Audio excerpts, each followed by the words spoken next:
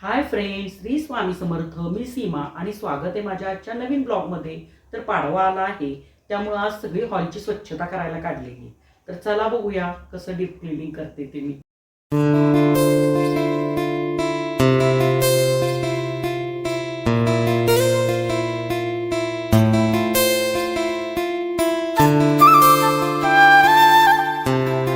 नवीन वर्षाची सुरुवात म्हणजे नवीन ऊर्जा, नवीन स्वप्न आणि नवीन सुरुवात. म्हणूनच आज मी आपल्या घराच्या हॉलची स्वच्छता करत आहे. कारण स्वच्छ घर म्हणजे सकारात्मक ऊर्जा. मैत्रिणींनो, आपण रोज कामाच्या धावपळीत घराकडे कधी-कधी लक्ष देऊ शकत नाही. पण सणवार आले की घर साफ करताना फक्त धूळच जात नाही, तर मनातील थकवा आणि नकारात्मकता देखील निघून जाते. छोटे-छोटे बदल आपल्या आयुष्यात मोठा फरक घडवतात. आज आपण घर साफ करतोय, उद्या आपण आपले स्वप्नही तितक्याच मेहनतीनं पूर्ण करू शकतो. स्वच्छ घरातच आनंद, शांती आणि सकारात्मक विचार येऊ शकतात. म्हणून प्रत्येक सणाला थोडा वेळ काढा, घरासाठी आणि स्वतःसाठीही. कधीकधी आपल्याला घर साफ करायला खूप आळस येतो, पण लक्षात ठेवा, घर स्वच्छ म्हणजे आनंदी मन. घरातील धूळ काढताना आपल्या मनातील नकारात्मक विचारही हळूहळू निघून जात असतात. गुरुवारी 19 तारखेला गुढीपाडवा आलाय आणि आता शनिवार रविवार आहेच, म्हणून म्हटलं सर्व घर सगळं स्वच्छ करून घ्यावं. त्यासाठी रविवारी मी हॉलची स्वच्छतेला लागली आणि वरच्या सर्व जाळ्या मला मिस्टरांनी काढून दिल्या. आता म्हटलं खिडकी स्वच्छ करून घ्यावी. आधी सगळ्या जाळ्या जळमटे काढून घेतली व त्यानंतर ओल्या फडक्यानं सर्व काचा व्यवस्थित पुसून घेतल्या व बेडही पुढं घेऊन त्याच्या मागचं केर स्वच्छ करून पुसून घेतला व टेबल आणि सगळ्या जड वस्तू त्यांनी मला पुढं ओढून दिल्या व मी मागून सर्व केर काढून स्वच्छ करून घेतले. मला थोडीफार मदत करून मिस्टर वॉकिंगला निघून गेले व त्यांनी सांगितले, जास्त काही वर चढू नकोस, हाताला येईल तेवढंच तू स्वच्छता कर.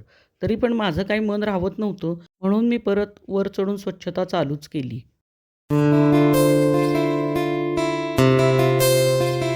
दिवसभर आपली घराची दारं आणि खिडक्या बंद असतात, तरीसुद्धा एवढी धूळ कुठून येते हा प्रश्न मात्र स्वच्छता करताना मला नेहमी पडत असतो. कोच पण पुढं ओढून घेतले व त्यामागचे सुद्धा सर्व धूळ वेळ कचरा सगळं झाडून घेतला व फडक्यानं पुसून पाणी ओतून फडक्यानं स्वच्छ पुसून घेतली. ही असली स्वच्छतेची कामं ऑफिसला सुट्टी असल्यावरच होतात. इतर वेळे काहीच काढता येत नाही. मग काय करणार? सुट्टी बघूनच सर्व स्वच्छता काढावी लागते आणि सणवार आले की माझ्या अंगात स्वच्छतेचं अगदी वारच संचारतं. मिस्टर म्हणत होते, आहे हॉल स्वच्छ, नको काढायला. तरी पण माझं काही मन राहत नव्हतं. त्यामुळं मी म्हटलं काढते माझं मी आणि हट्टानं मी स्वच्छतेला काढलं सर्व घर. आणि ही सर्व अशी स्वच्छतेची कामं करत असताना मी माझा टॅमॅटो FM लावायला विसरत नाही बरं का. टॅमॅटो FM लावून गाणी ऐकतच मी सर्व कामं करते आणि त्यामुळं मला जास्तच एनर्जी अंगात येते. खरंच मला गाणी ऐकायची खूप आवड आहे.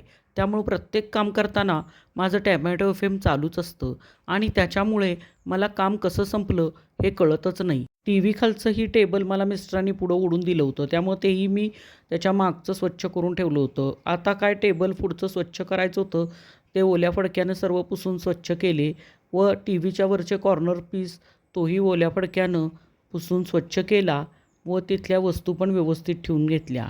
मग काय जोशातच कामाला सुरुवात केली. आता राहिला होता पलीकडच्या बाजूचा कॉर्नर पीस. तोही खुर्चीवर चढून मी सर्व पुसून घेतला व कृष्णाची आणि राधेची मूर्ती होती तेही ओल्या फडक्याने पुसून घेतली व वरचा साईबाबांचा फोटो पण पुसून घेतला आणि तिथं तर खूपच धूळ साठली होती, ती पण पुसून स्वच्छ करून घेतली व टेबलही तिथला स्वच्छ करून घेतला. त्यातच FM वर बातम्यात सांगितले की इराणमध्ये युद्ध चाललं आहे, त्यामुळं गॅस सिलेंडरची खूपच टंचाई व्हायला लागली. हे ऐकून तर मला धक्काच बसला. आता कसं होणार हे टेन्शनच आलं. हॉटेलवाल्यांना पण सिलेंडर देणं बंद केले. चला बघूया काय होते आता या युद्धाचा परिणाम. तरी मी जास्त काही शोपीसच्या वस्तू घरात ठेवत नाही, कारण ऑफिस करून सर्व मेंटेन करायला होत नाही. हे असं सगळं काढून स्वच्छ करावं लागतं, धुवावं लागतं. त्यामुळं मी जास्त काहीच ठेवलेलं नाही आहे घरात.